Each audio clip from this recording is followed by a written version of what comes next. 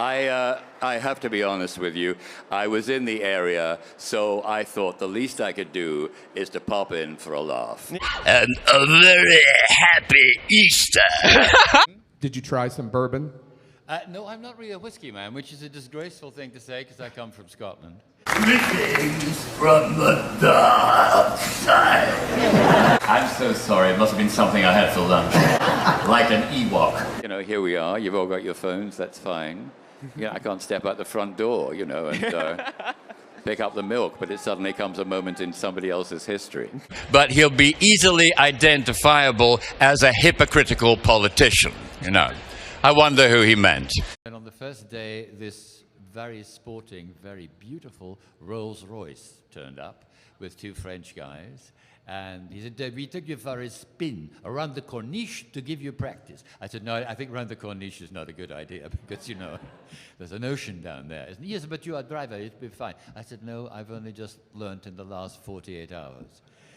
And then they went away and killed themselves because they had this wonderful car. Just love the evil emperor of the universe so much? It really has surprised me. Yeah, I know. I sort of, in one sense, look at you guys, you're being so kind, but in one sense I feel I've failed because you're supposed to hate me.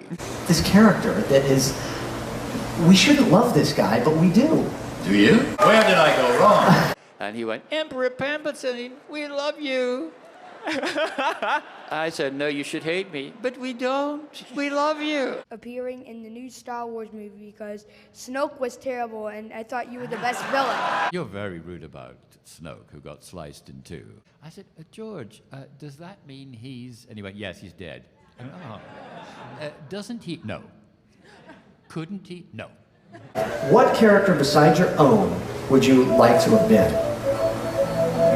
Ian, let's start with you this time. Well, everybody would like to be Jar Jar Binks, wouldn't they? Yeah. Once again, yeah. And he said, okay, do you know anyone who wants to play an emperor? That particular laugh was not specially recorded.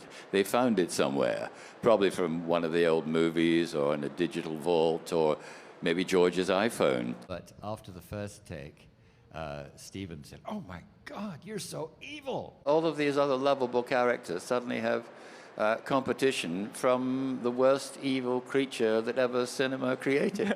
What does that say about your psychology, ladies and gentlemen? He has about 3 directions, which are great, perfect, and go again. Everybody else in the film, apart from Ray, of course, knew about Darth Sidious or that I was playing him. And when we had the premiere in London, Liam was there, looked at me and said, Ian, that was you bastard. And as I turned in the door, George said, hey, great nose. George, isn't there a story you were particularly taken with Ian's nose, though? Oh. Well, you liked his, look at his profile now, it's quite amazing. I think you deny this. When we left that very short and agreeable meeting, in the doorway, you said, hey, great nose. And I thought, oh wow, maybe that means I'm going to get somewhere. Yeah, you did. So if it was to be or not to be, that, facing the dragon, I had to say, unclean beast, get thee down. And I thought, well, that's rather a difficult line and might be open to misinterpretation. So I said to the director, do you really want me to say that? And he went, yeah, what's wrong with it? And Ian, does the Emperor have a sound that he dislikes? Anything that an Ewok does. Yeah. I'm sorry, I'm still smarting, with all my evil and all my power to be defeated by a bunch of teddy bears.